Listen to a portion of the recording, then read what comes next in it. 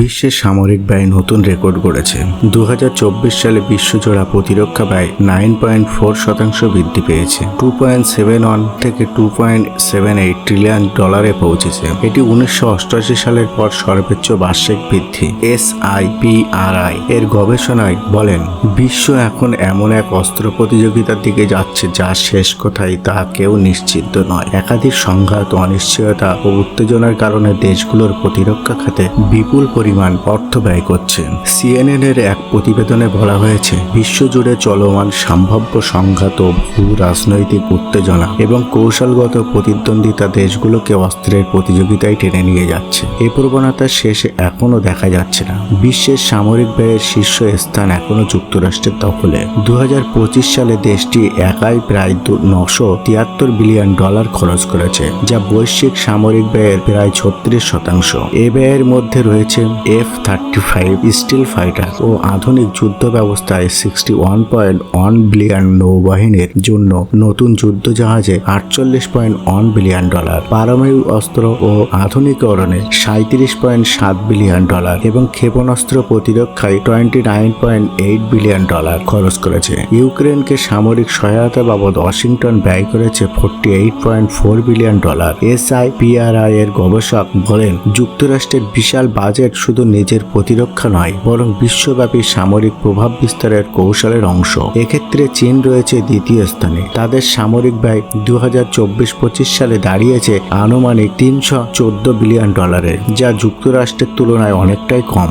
যদিও চীনের ব্যয় নির্দিষ্ট খাত প্রকাশ করা হয়নি, তবে স্টকহোম ইন্টারন্যাশনাল এর রিপোর্টে জানায়, স্টিল যুদ্ধ বিমান, ড্রোন ও সাবমেরিনে বিনিয়োগ করেছে, দ্রুত তাদের পারমাণবিক অস্ত্রাগার সম্প্রসারণ করছে। শুধু যুক্তরাষ্ট্র ও চীন মিলিয়ে বৈশ্বিক সামরিক ব্যয়ের প্রায় অর্ধেক ব্যয় করেছে। ইউক্রেন ও গাজায় চলমান যুদ্ধ এবং রাশিয়া আগ্রাসনের ফলে ইউরোপের দেশগুলোর মধ্যে প্রতিরক্ষা ব্যয় ব্যাপক হারে বেড়েছে। ইসরায়েলে 2024-25 সালে সামরিক খাতে খরচ করেছে 65% ব্যয়। রাশিয়ার সামরিক ব্যয় আনুমানিক 38% বাড়লেও প্রকৃত অঙ্ক বেশি হওয়ার সম্ভাবনা রয়েছে। ন্যাটোভুক্ত দেশগুলো তাদের বাজেট অধিকাংশে বাড়িয়েছে, যার পেছনে রয়েছে দুটি কারণ: রাশিয়ার সামরিক হুমকি এবং যুক্তরাষ্ট্রের নেতৃত্বাধীন প্রতিরক্ষা কাঠামোর উপর নির্ভরতা কমানোর চেষ্টার ইঙ্গিত। জার্মানি 28% এবং নেদারল্যান্ড 35%, সুইডেন 34%, পোল্যান্ড 31%, অন্যান্য ন্যাটো সদস্য দ্বিগুণ হারে এই সামরিক খাত ব্যয় বাড়িয়েছে। এমন ব্যয় বৃদ্ধি ইঙ্গিত দেয় যে ইউরোপীয় দেশগুলো রাশিয়ার হুমকিকে অত্যন্ত গুরুত্ব সহকারে নিচ্ছে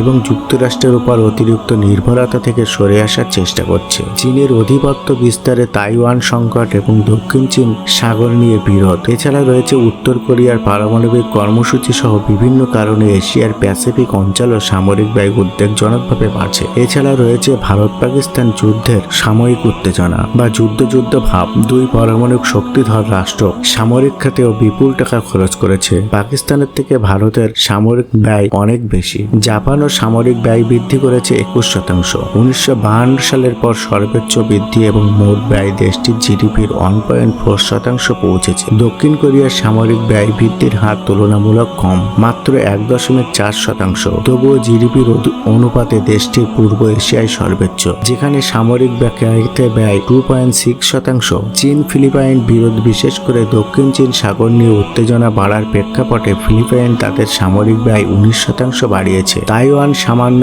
1.8% বৃদ্ধি করলেও 2015 সালের তুলনায় সামরিক বাজেট ব্যয় 48% বেশি। অন্যদিকে ভারত 2024-25 সালে সামরিক খাতে 86.1 বিলিয়ন ডলার ব্যয় করেছে, যা বিশ্বের পঞ্চম সর্বোচ্চ। গত এক দশকে 42% বৃদ্ধি পেয়েছে। বিভিন্ন এবং অমীমাংসিত বিরোধ ও উত্তেজনার কারণে সামরিক বিনিয়োগ এশিয়ার প্রশান্ত মহাসাগরীয় অঞ্চলকে একটি বিপজ্জনক অস্ত্র প্রতিযোগিতার দিকে ঠেলে দিচ্ছে। মায়ানমারে দীর্ঘদিন ধরেই অভ্যন্তরীণ সংঘাত চলছে। দেশটি তাদের সামরিক ব্যয় 66% বাড়িয়েছে এবং জিডিপির 6.8% সামরিক খাতে ব্যয় করেছে। আফ্রিকায় সামগ্রিকভাবে 3% বৃদ্ধি দেখা গেছে সামরিক খাতে খরচ, যার মধ্যে আলজেরিয়ার শীর্ষে মেক্সিকো 39% বৃদ্ধি করেছে। সংগঠিত অপরাধ দমনের লক্ষ্যে এর সামরিক ব্যয় বাড়ানোর প্রতিশ্রুতি দিয়েছে। এর ফলে সামনের বছরগুলোতে এই প্রতিযোগিতা আরও বাড়বে এবং বিশ্ব নিরাপত্তার উপর দীর্ঘমেয়াদী প্রভাব ফেলতে পারে। বিশেষজ্ঞদের মতে সামরিক ব্যয়ের ঊর্ধ্বমুখী ধারা শুধু অস্ত্র প্রতিযোগিতায় বাড়াচ্ছে না, বরং ভবিষ্যতে সংঘাতের সম্ভাবনা বাড়িয়ে দিচ্ছে। সামরিক সক্ষমতা গড়ে তুলতে কৌশলগত প্রস্তুতি এবং প্রশিক্ষণ ও প্রযুক্তিগত মান এবং নীতিগত সিদ্ধান্তের প্রয়োজন হয়। CNN বলছে 2024 সালে সামরিক ব্যয় বৃদ্ধির চিত্র মানুষের সামনে একটি অস্বস্তিকর বাস্তবতা তুলে ধরেছে। বিশ্ব আরও বেশি করে অস্ত্রের আশ্রয় নিচ্ছে এবং এই প্রবণতা যদি অব্যাহত থাকে তাহলে আন্তর্জাতিক নিরাপত্তা ব্যবস্থার ভারসাম্য রক্ষা করা কঠিন।